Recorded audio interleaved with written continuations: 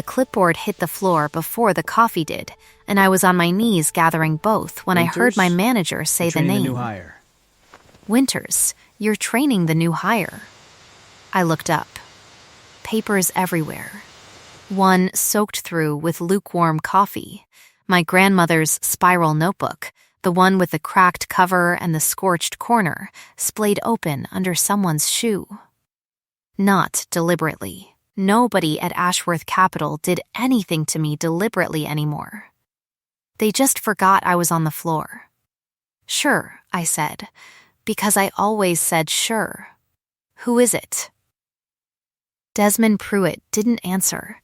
He never answered questions from people 2 pay grades under him. He answered the room. He gestured toward the glass doors of the 22nd floor like a man unveiling a car, and a woman walked through them wearing a blazer that cost more than my rent and an expression that cost nothing at all. 6 years dissolved in under 2 seconds. I would have known that face in a hurricane. I would have known it blind, by the particular way her jaw set before she said something she didn't want to say.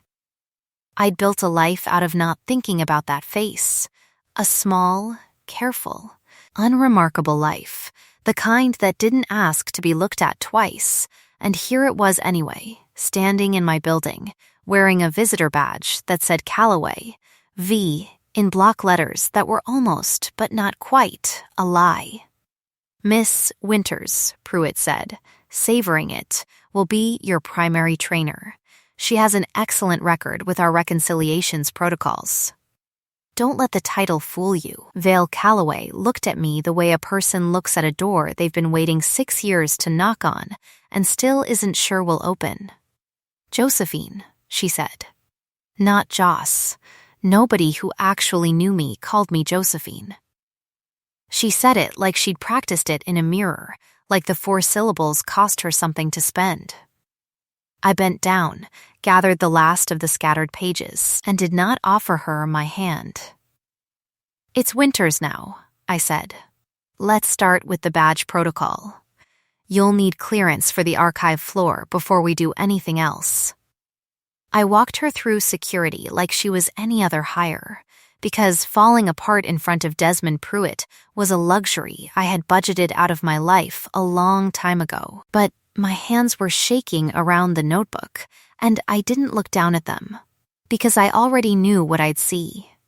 6 years earlier, I had stood in a dean's office at the Ashworth Family Foundation's Emerging Ledger Fellowship, holding a printout of numbers that weren't mine, watching my entire future get itemized and revoked in front of a panel of people who had already decided. Someone had planted 3 altered entries in my submission.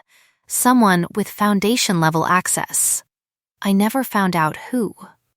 I only found out that Vale Callaway, the Foundation's Golden Fellow, the one everyone whispered was being groomed for something bigger than any of us understood, had stood at the back of that room and said nothing while they destroyed me. I had spent 6 years building a self small enough that it would never be worth destroying again, and now she was standing in my archive corridor asking me, in a voice gone strange and quiet, "Is this where you keep the general ledgers?" "Yes," I said. "Try to keep up." She didn't smile. She never had. Not really. Not back then either. But something in her face moved like it wanted to. And it made me angrier than an actual smile would have. By the end of that first hour, I had cataloged her mistakes the way I cataloged everything. Silently, precisely, filed for later. She held a stylus like she'd never used one for real work. She flinched at the fluorescent lights like someone unaccustomed to them. She kept glancing at the security cameras in the ceiling corners like she was checking whether they were pointed at her. None of it added up to a woman 2 years out of an entry-level onboarding packet. All of it added up to something. I just didn't know what yet. At 5 o'clock, I handed her a stack of reconciliation files thick enough to keep a competent hire busy for a week, and told her I'd see her Monday. She took the files without complaint. Then, as I was gathering my coat, she said, low, almost to herself, You still carry that notebook." I froze with one arm in my sleeve. "It's a coincidence," I said. "It's the same one." Her eyes didn't leave it. Blue cover, cracked spine. "You had it every day in the fellowship library. You used to write in the margins in green ink because you said black ink made mistakes look permanent." I stared at her. 6 years, and she remembered the color of my ink. "I don't need a coworker who remembers my stationery," I said. "I need one who can balance a ledger." "I can do both," she said, and there was something in it that wasn't a joke, though it landed like one might have, if either of us had been the kind of person who still knew how to laugh easily around the other. I left before she could say anything else. In the elevator, alone, I opened the notebook to check the coffee damage and found, tucked at the very back where I'd forgotten it existed, a page from 6 years ago, 3 lines of numbers in my own handwriting. The numbers that had been altered, the numbers nobody had believed weren't mine. I hadn't looked at that page in years. I closed the notebook fast, like it might catch fire, and told myself the ache in my chest was nothing. Just old smoke, just a room I didn't live in anymore. The elevator doors opened onto the lobby, and there she was again, waiting by the security desk instead of walking out with everyone else, watching me with an expression I would spend the rest of the week trying not to name. She smelled, faintly, of black amber and rain on stone. I remembered that too. I had spent 6 years telling myself I didn't.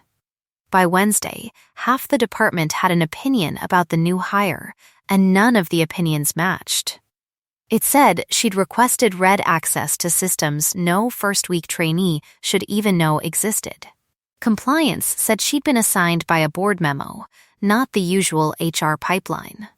Priya, who ran the desk beside mine and had never in 4 years let a rumor pass her without commentary, leaned over during lunch and said, "New girl asked Deb in finance if you were the one who caught the Meridian account error last spring." Deb told her yes. New girl looked like Deb had handed her a winning lottery ticket. "She's probably just thorough," I said, not believing it. "She's probably obsessed with you," Priya said, unbothered, peeling an orange with surgical precision. "Which frankly tracks. You caught a 7-figure discrepancy nobody else in this building noticed for 11 months. If I were new here, I'd be obsessed with you too." I didn't tell Priya about the fellowship. I didn't tell anyone about the fellowship. It lived in a locked room in the back of my chest, and I kept the key somewhere I couldn't easily find it. The discrepancy came up again that Thursday, and not by accident. Pruitt called an emergency reconciliation review for the Meridian subsidiary account, a client account that fed, indirectly, through 4 shell layers into the firm's biggest pending acquisition. He wanted it closed by end of day, wanted the numbers to match a projection that, I noticed within 11 minutes of opening the file, did not match the actual transaction history by nearly $200,000. "It's a rounding artifact," Pruitt said, when I raised it, in the tone of a man closing a door on a conversation he'd already decided the outcome of. "Fix the formatting and move on." Winters, the room was full, 12 people, mid-level and up, the kind of room where a low-tier reconciliations analyst did not correct the CFO twice. I corrected him twice. "It isn't formatting," I said. "The transfer timestamps don't align with the wire confirmations. Someone routed the Meridian disbursement through an intermediary account that isn't on our approved vendor list. If we close this today at your number, we're certifying a discrepancy as accurate." Pruitt's expression didn't change, which told me more than if it had. "Show me," he said, in the voice of a man who expected to be shown nothing.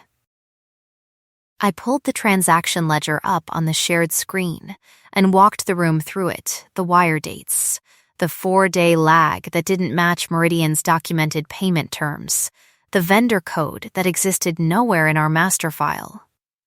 The pattern I'd start seeing everywhere once I knew to look for it. The pattern that had been sitting quietly in this company's books for longer than $200,000 could explain.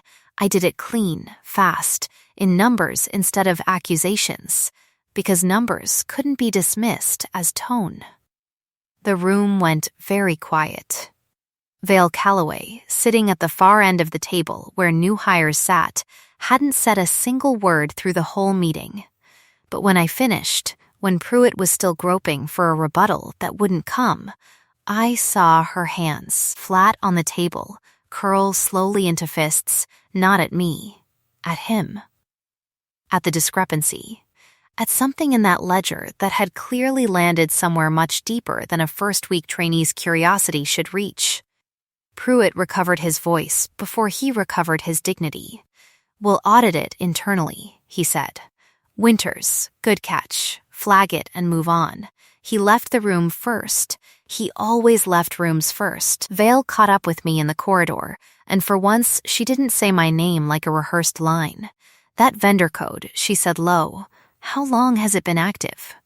14 months, near as I can tell without full system access. I studied her. Why does a new hire care about vendor codes on day 4? She hesitated, a half second too long. The kind of pause a person takes when they're deciding how much of the truth a lie can survive. Because I don't like watching someone get told to fix formatting on a $200,000 hole. She said finally. It wasn't a lie. It also wasn't the whole truth, and I had spent 6 years learning to hear the difference. "You're not what you're pretending to be," I said. She didn't deny it. She just looked at me, steady, the way she had at 18 when she'd stood at the back of a dean's office and said nothing while my life came apart. And something in her face now looked like a person finally, deliberately, choosing to say something instead. "No," she said, "I'm not. And I need you to keep training me anyway. Whatever you find out about who I am, keep training me. Please." Nobody at Ashworth Capital had ever said please to me and meant it like that. I should have walked away. Instead I said, "Then start telling me the truth in pieces. Calloway, I've had enough of the version where I find out everything last." Something crossed her face that might have been shame, might have been relief. "Deal," she said. "1 piece a week. 1 piece a day," I said. "You owe interest." For the first time since she'd walked through those glass doors, Vale Calloway almost smiled, and I hated, more than anything else that week, how badly I wanted to see her finish it. The first piece came 2 days later, in the form of a paper bag left on my desk before I'd even sat down, a cinnamon fig scone and a burnt sugar oat latte from a cafe called Larkspur that hadn't existed anywhere near this building. It had existed near our old campus. It had been my order for 3 years running, back when I could still afford to have orders instead of habits. There was no note. There didn't need to be one. I found her in the archive corridor an hour later, cataloging files with the wrong kind of focus, too careful, like she was hiding inside the task. "Larkspur closed 2 years ago," I said. "I know." She didn't look up. I had someone find the recipe. "It's not exact. I wanted it close."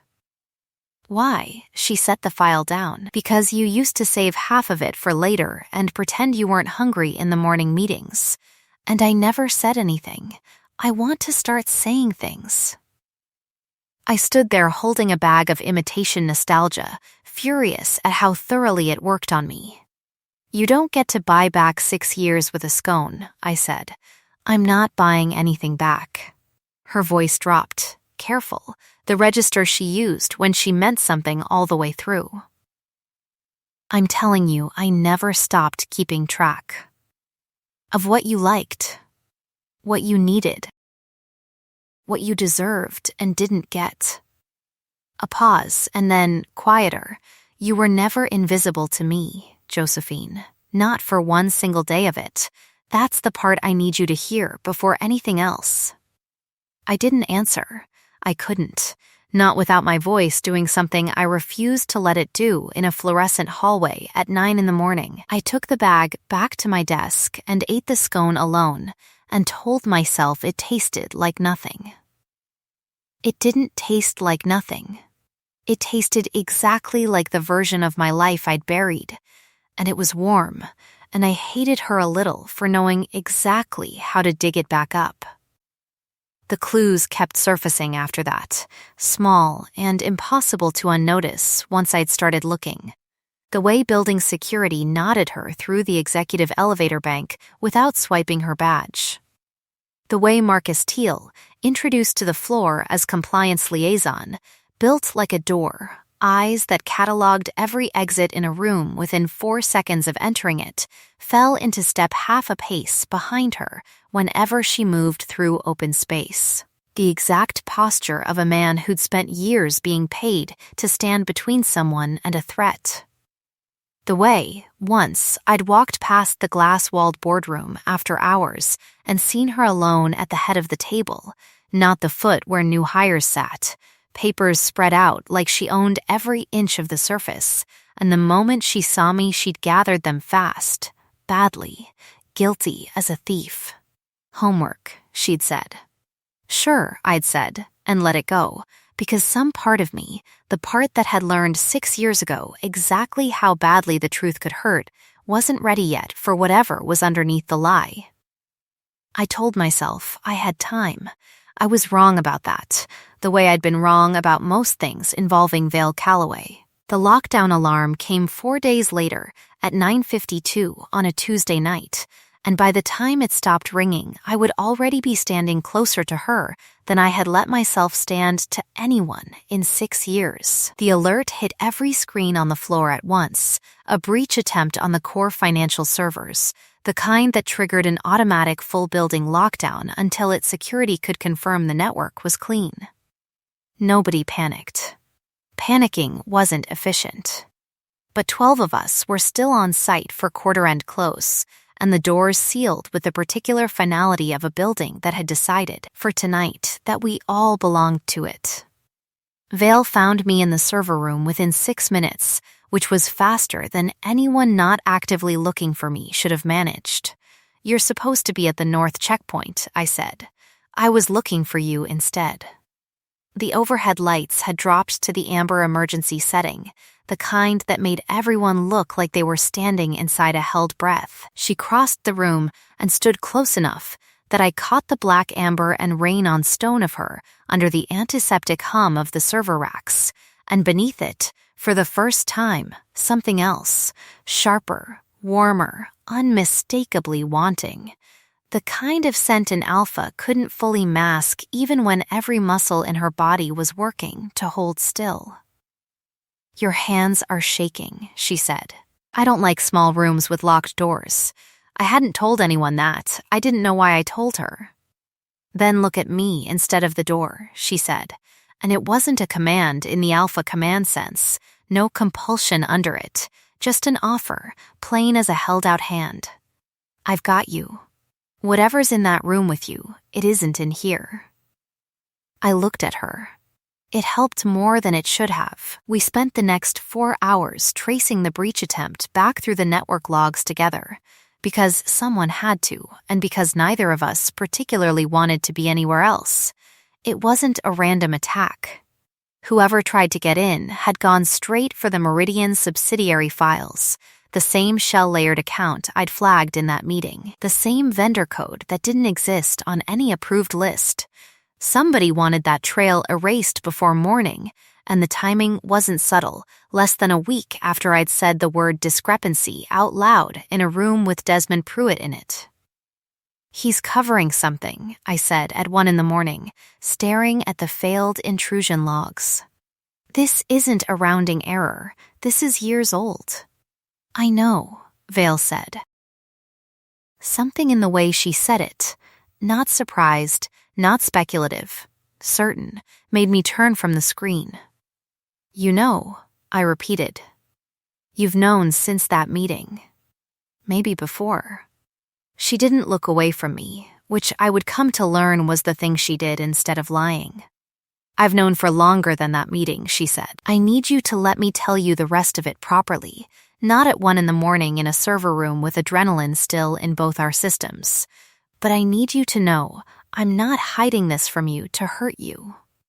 I've spent 6 years trying to fix something I helped break, and you are standing in the exact center of it, and I am so sorry it took me this long to say so out loud. The lockdown lifted 40 minutes later. Neither of us moved for 30 of them. She told me everything 2 nights after that, in a corner booth of a diner 3 blocks from the office, where nobody from Ashworth Capital would think to look for either of us. Her name wasn't Calloway. It was Ashworth. Vale Ashworth. Only child and sole heir of Constance Ashworth, the woman who had built this firm out of nothing and run it, until 8 months ago, with a doctrine she'd repeated to her daughter since before Vale could tie her own shoes. Sentiment is not a line item. It does not appear on any balance we keep. Constance had died in the spring, heart, sudden, the kind of death that left a company scrambling and an heir unready. Ashworth family tradition, one Constance herself had instituted generations back to keep her line from producing spoiled inheritors, required every heir to work the floor of the company anonymously for a full year before formally assuming control. Vale had used the rule for exactly the reason it was never meant to be used. I came here to find you, she said. Not to inherit anything faster, to find you specifically on this floor, doing this work, because I hoped, that if you'd survived what happened, you'd have survived it doing something extraordinary quietly, where nobody was watching. I was right. I hated being right. It meant 6 years of you being extraordinary and unseen, and I let that happen. Let it happen. My voice came out flatter than I meant it to. Vale, you didn't let it happen. You were in that room. She set down her coffee cup very carefully, the way a person sets down something they're afraid of breaking on purpose. The Emerging Ledger Fellowship had 1 guaranteed board seat attached to it, she said. My mother needed me to have it. Not want, need. 2 other board members were already circling her for a succession challenge, and an outside fellow with your numbers, your integrity, sitting on that board instead of her hand-picked heir would have been the thread that unraveled control of this company while she was still building it. She told me 3 days before the review that if I didn't fix the outcome, she would pull my tuition, my housing, my name, off every account that kept me fed, and she would do it publicly enough that I would spend the rest of my life explaining why my own mother disowned me at 23. I was scared, and I was weak, and I let her people alter your submission, and I stood at the back of that room and watched you lose everything instead of losing my own comfort. There is no version of that story where I come out blameless. I am not asking you for one. The diner noise went on around us. A coffee pot, a bell over the door, someone's radio playing low. I sat very still, holding 6 years of a wound I had never let myself examine, and found underneath the fury I expected to feel something stranger, relief. It hadn't been random. It hadn't been my failure, my flaw, my numbers. It had been theft, deliberate and named, and the person who'd stolen from me was sitting across a formica table with her hands shaking harder than mine. Pruitt, I said, he's part of this. He ran the logistics for her. I only found the paper trail after she died, 3 years of correspondence between them, buried in a safe I wasn't supposed to know the combination to. He's been protecting his own interests inside this company ever since, using methods my mother taught him were acceptable as long as the numbers closed clean by quarter's end. The Meridian account isn't new. It's the same appetite, aimed at a bigger number, 6 years later. I think he sees you catching it as the second time you've threatened to cost him everything. I think that scares him considerably more than it should, for a man who insists he has nothing to hide. And me, I said. Training you. Is that part of a plan too, or is it? It stopped being a plan the second I saw your face in that office. Vale said, fast, like she'd been waiting 6 years to say it and couldn't hold the shape of it any longer. I told myself I was here for the investigation. I was here for you. I have wanted to say that to you since I was 23 years old, and too much of a coward to say it while you were losing everything I let happen to you. I'm not asking you to forgive any of it tonight. I'm asking you to let me spend whatever time it takes making it true instead of just saying it. I didn't answer for a long time. Outside the window, a bus went by, its light sweeping gold across the booth and gone again. You should have told me the day you walked through those doors, I said finally. I know. You don't get to fix 6 years with a scone and a confession. I know that too. Her jaw was steady even though her voice wasn't. I'm not trying to fix it in one night, Josephine. I'm trying to start. I looked at her, really looked, past the visitor badge and the borrowed name and the careful blazer, and saw, underneath all of it, someone who had spent her whole life being told love was a liability she couldn't afford to carry. Someone who had shown up anyway, carrying it, badly, honestly, at considerable risk to everything she was supposed to protect. Start, I said, by helping me finish what Pruitt's been hiding. Everything else comes after. Something in her whole body loosened, like a held breath let go. Everything else comes after, she agreed. I can work with after. The investigation took over both our lives for the next 3 weeks, quietly, carefully, after hours and off the record, because the moment Pruitt suspected 2 people were actively hunting his trail, he would burn it.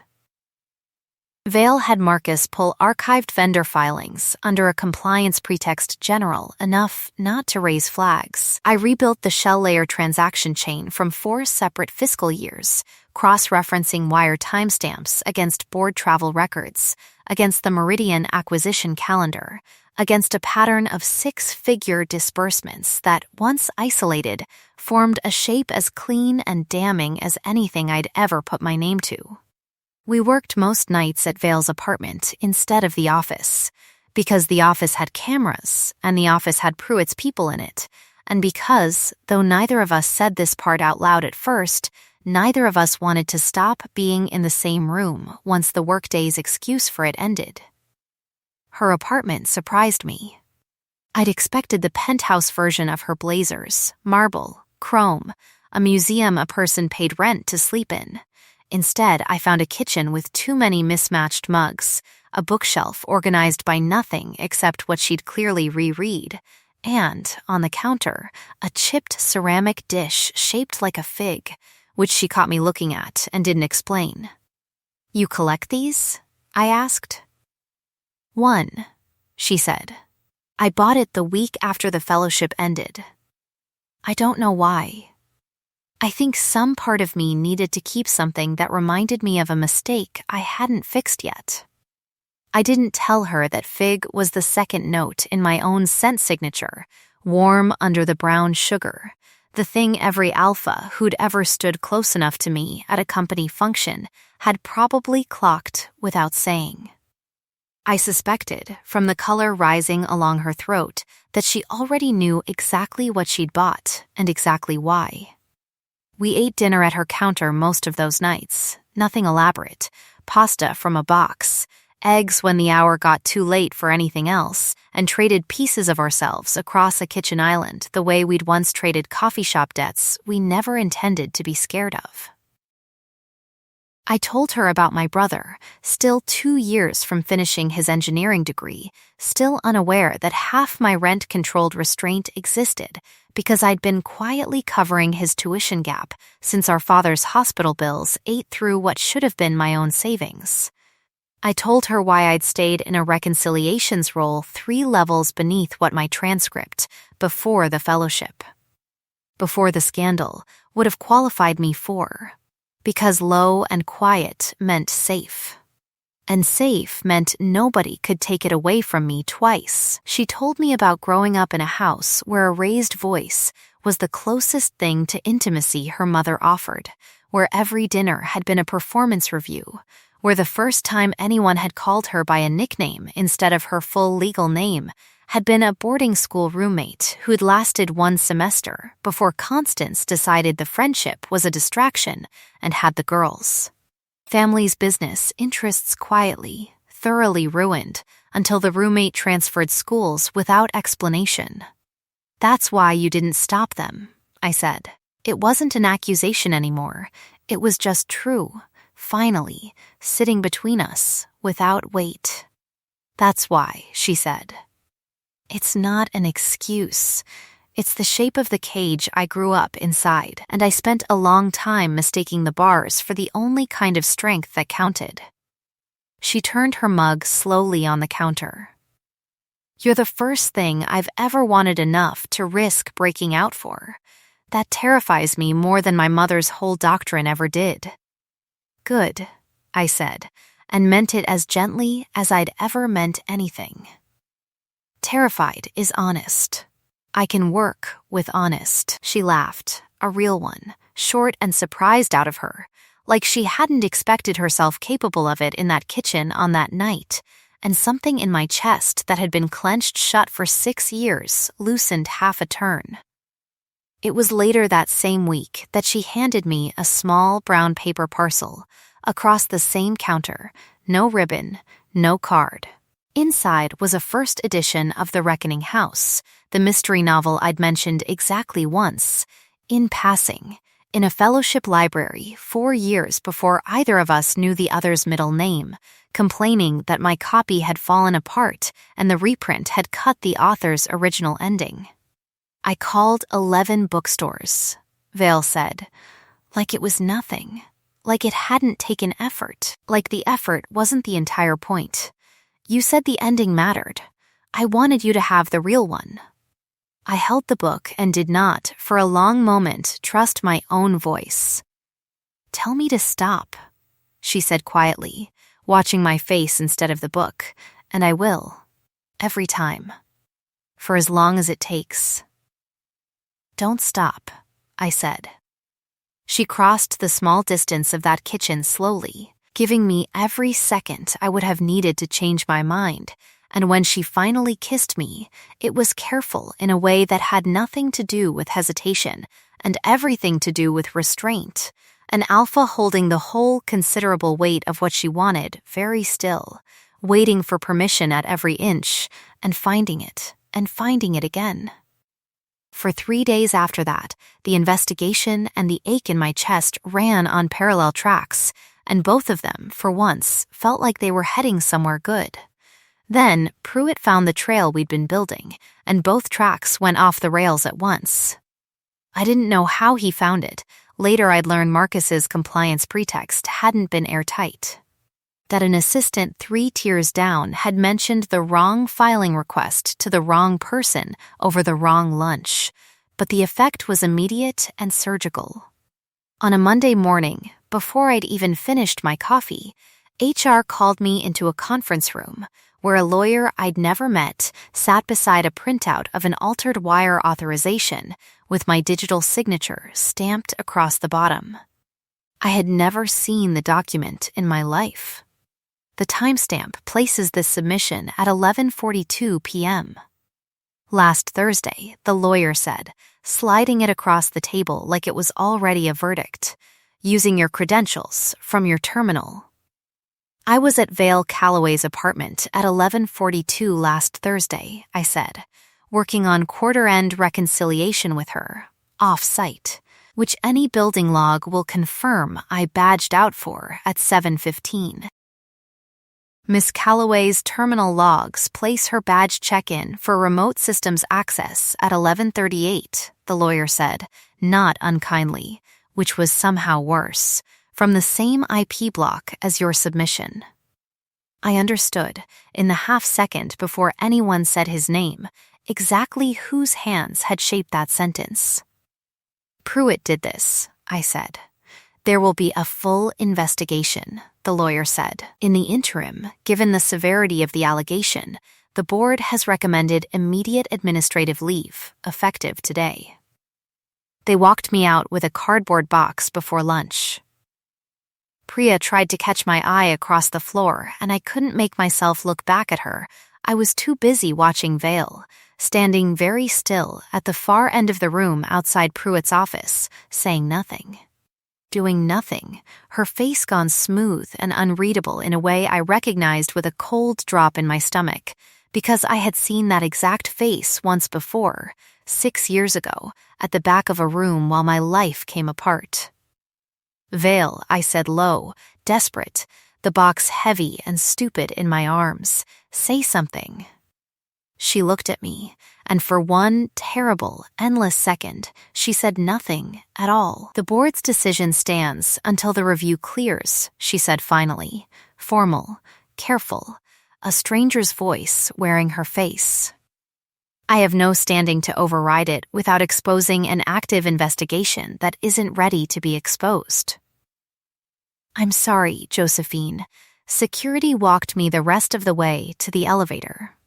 The doors closed on the last thing I saw, her, still standing there, not moving, exactly the way she hadn't moved 6 years before, and every wall I had spent 3 weeks letting her take down went back up in the space of one elevator ride, brick by brick, faster than they'd ever come down.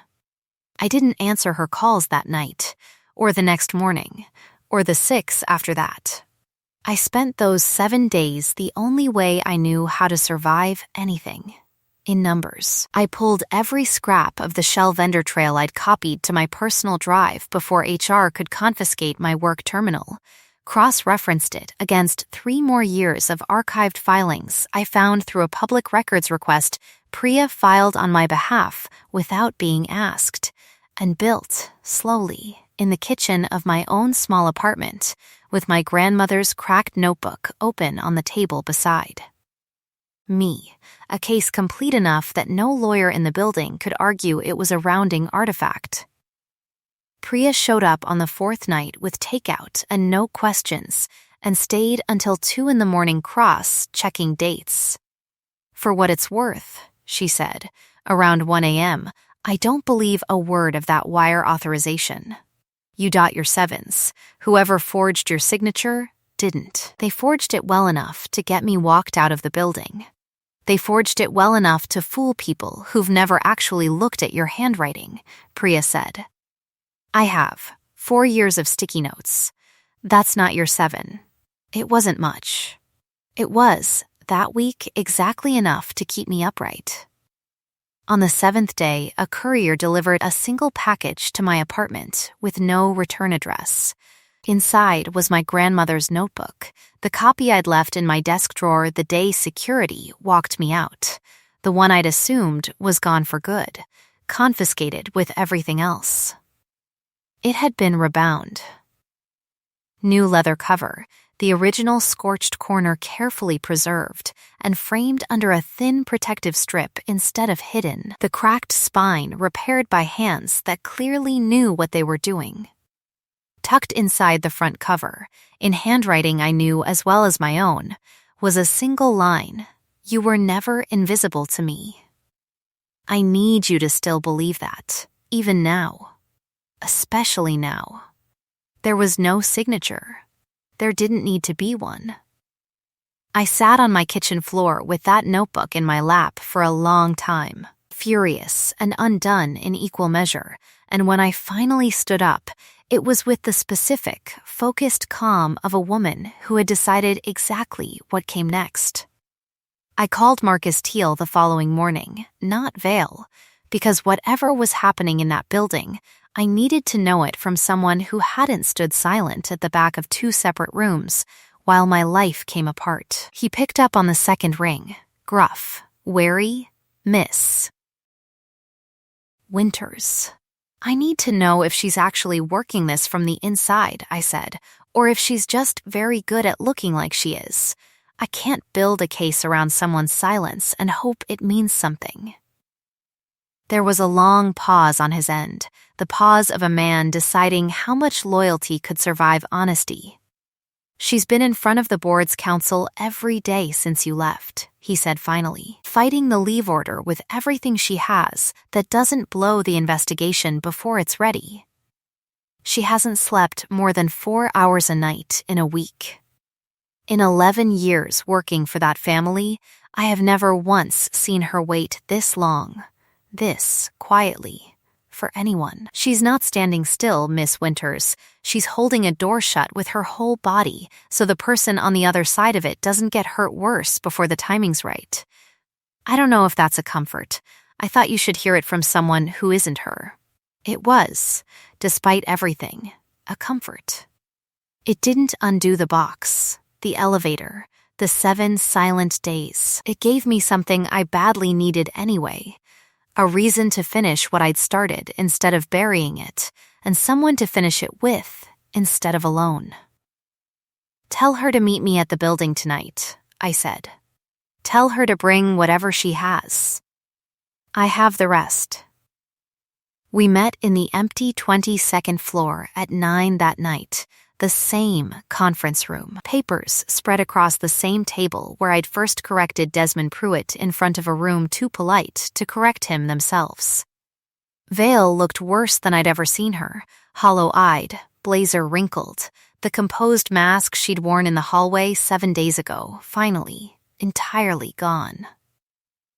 "I should have said something in that hallway," she said, before I'd even set my bag down. "Anything. I chose the case over you for 1 terrible minute, and I have hated myself every hour since. I need you to know that wasn't the plan working. That was the plan failing me exactly when you needed it not to." "You're forgiven for the minute," I said. "You're not forgiven for the silence afterward."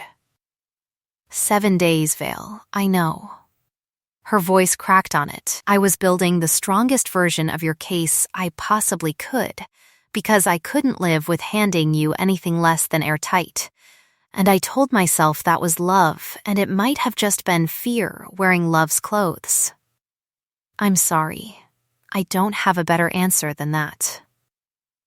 I set the notebook on the table between us, hers, restored, holding both our handwriting now. "Then, let's finish it together," I said, "so neither of us has to be afraid of the ending."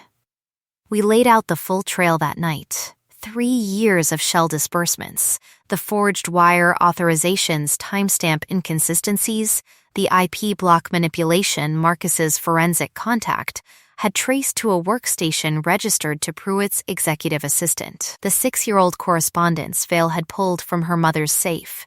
It was, together, more than enough. It was, apart, exactly what Pruitt had spent 6 years betting neither of us would ever assemble. He caught us at it just past midnight, standing in the doorway of the conference room like he'd been listening from the hall for longer than either of us wanted to think about. "Working late," Pruitt said, mild, almost pleasant, the tone of a man who had learned long ago that calm was the most effective threat in any room. "Miss Winters, I'd have thought administrative leave came with fewer building privileges. I still have a badge," I said. "Nobody revoked that. An oversight I'll correct." He stepped fully into the room, and for the first time I saw, beneath the mild civility, the particular stillness of a man doing arithmetic on how much damage he could contain. "You've built quite a file, it seems. I'd be curious what you think it proves." "That you've been embezzling through shell vendors for 3 years, Vale said, and that when Josephine caught the first thread of it, you forged evidence to remove her rather than risk the audit reaching your name. That's not curiosity, Desmond. That's a confession waiting for a witness." Something shifted behind Pruitt's eyes, the first genuine crack I'd seen in 6 years of watching him operate a room like a closing argument. "Your mother taught me this business," he said to Vale, quieter now, the euphemism finally starting to fray at the edges. "She taught me that a company this size runs on managed outcomes, not on the fantasy that every number tells a clean story. I did what kept this firm solvent through 2 recessions she never had to explain to the board. I did what she asked of me with that girl's fellowship file 6 years ago, because the alternative was losing this company to people who'd have gutted it for parts. I am not the villain in a story where I kept the lights on. You are exactly that, I said to everyone whose numbers you erased to keep your own clean. He moved fast then, faster than a man his age should have been able to. Closing the distance and gripping my arm hard enough to bruise, reaching for the notebook with his other hand like the whole 6-year weight of the thing could still be taken from me by force if he was quick enough about it. Let her go, Vale said. It wasn't loud. It didn't need to be. Something in the register of it, pure alpha command, absolute and unhesitating, landed in the room like a dropped weight, and Pruitt's hand opened before his mind had finished deciding to obey it. He stepped back, breathing hard, staring at his own hand like it had betrayed him. You have no authority over me, he said, but it came out thinner than he meant it to. I have my mother's board seat as of 8 months ago, Vale said, and a signed confession about to leave this room in an audio file Marcus has been recording since the moment you walked through that door.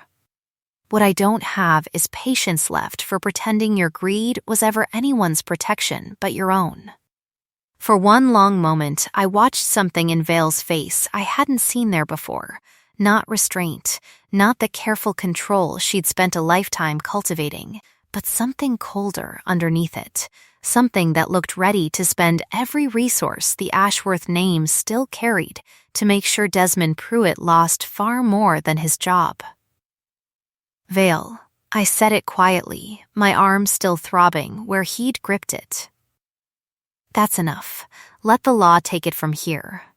He doesn't get to cost us anything else, including who we choose to be standing here. She looked at me, and the cold thing in her expression eased, replaced by something raw and grateful, and entirely hers. Okay, she said. Okay, we hand it to the board. Clean. Pruitt didn't run. There was, in the end, nowhere left in that building for him to run to. The board convened an emergency session 4 days later, and half the executive floor attended out of the same morbid curiosity that had once watched me walk out with a cardboard box. This time, I walked in with Vale on one side and Priya on the other, wearing my grandmother's brooch pinned to a blazer I'd bought myself. With my own money, the week I decided invisibility had cost me enough. The recording played in full silence. Pruitt's voice, admitting what he'd admitted in that conference room, filled a boardroom that had spent 3 weeks treating his word as gospel and mine as suspect.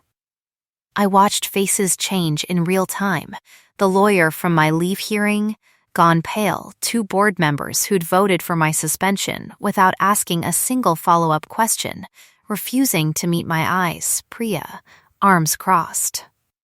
Watching every one of them with an expression that promised she'd remember exactly who doubted me and for how long. When it ended, Vale stood. My name is Vale Ashworth, she said, into a silence so complete I could hear the building's ventilation hum. Not Calloway.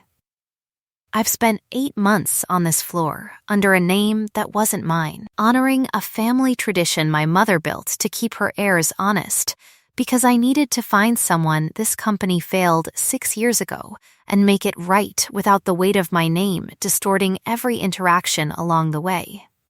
I found her. She is the reason this fraud is closed today instead of 6 years from now, after considerably more damage.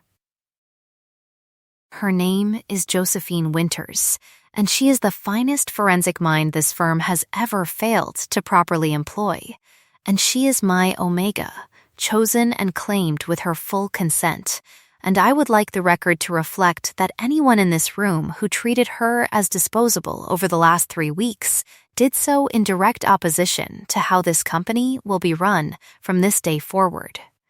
The room, for once in its long and self-important history, had nothing to say back. 2 uniformed officers arrived to escort Pruitt out 20 minutes later, and I watched the same corridor that had watched me carry a cardboard box now watch him carried out instead, and felt something in my chest finally, fully unclench. Vale found me afterward on the roof access deck, the one place in the building neither of us had ever had a reason to go before, wind pulling at both our clothes, the city laid out gold and ordinary below. I claimed you in front of the entire board without asking you first, she said. I should have asked. You've been asking me things properly since the diner, I said. I think you're allowed one grand gesture without a consent form attached, given the circumstances. I still want to ask the actual thing properly. She turned to face me fully, and beneath the black amber and rain on stone I caught, for the first time entirely unguarded, the full unmasked want under it, warm, steady, hers. Tell me to stop, and I will. Every step, for as long as it takes, for the rest of however long you'll have me. Don't stop, I said, the way I'd said it once before in a kitchen that smelled like figs. Not for anything. She kissed me there on the roof deck with the whole city watching and nobody watching at all, and when her mouth moved to the curve of my throat, over the scent gland that had been humming low and unmarked for 6 restrained weeks, she paused there, lips a breath away, waiting. Ask me, I said. With your words. May I, Vale said, voice rough with everything she was holding back, claim you. All the way. Bond and mark and every part of what that means, tonight and after. Yes, I said. Vale. Yes, the bite, when it came, was gentle and certain and nothing at all like the small, quiet violences I had spent 6 years bracing against. And when the bond snapped into place between us, warm and sudden and entirely mutual, I felt her feelings arrive in me like a second pulse, relief and terror, and a joy so large it had clearly been waiting a very long time for somewhere safe to land. The wedding happened 11 months later, in the small back garden of the house we'd bought together, modest by Ashworth standards, absurd by mine, with a kitchen window that looked out on exactly nothing but green, the way I'd once told her, half joking, half aching, that I wanted someday.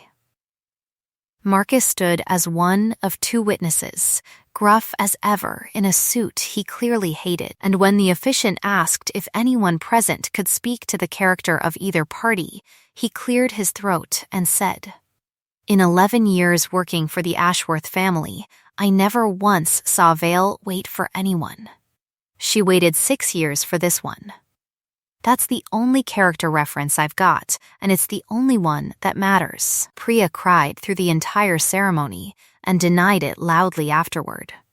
Vale's vows were short, the way everything true about her had always been short. I spent my whole life being taught that love was a liability nobody could afford to carry, she said. You taught me it's the only investment that ever actually compounds. I will spend the rest of my life making sure you never doubt, for one single day, that you were seen. Fully, from the very beginning, even when I was too afraid to say so. Mine were longer, because I had 6 years of silence to spend somewhere. You didn't just find me, I said. You found the version of me I'd buried on purpose to keep her safe. You dug her back up, gently, on purpose, one scone and one honest sentence at a time, and you never once asked her to be smaller for your convenience. I chose you the moment you asked properly, instead of assuming. I'll keep choosing you every morning there's a kitchen window and green on the other side of it. Desmond Pruitt was sentenced that spring to 11 years for fraud and evidence tampering, the news arriving by way of a 2-line email from the board's legal counsel that neither of us bothered reading twice. The emerging Ledger Fellowship was quietly restructured under Vale's first year as CEO. its board seat stripped of family influence entirely. Its 6-year-old scoring records reopened and corrected, my name, restored, at the top of a list it should never have left. On the first morning after we moved into the new house, I found the rebound notebook sitting on the kitchen windowsill where I'd left it the night before, its cracked spine mended, its scorched corner framed instead of hidden, open to a blank page for the first time in 6 years. Beside it, a small fig tree Vale had planted the week we closed on the house, still too young to bear anything, but green and alive, and ours. I didn't write anything in the notebook that morning. I just closed it gently and set it back on the sill where the light would find it first every day from now on. Being unseen had never been safety. It had only ever been the shape grief made when it had nowhere honest to go. The whole of it, the 6 lost years, the cardboard box, the bruised arm, the bite that finally healed something older than any of it, had only ever been the long way around to a kitchen window, a green and growing thing, and someone who had never, not once, stopped counting. The end.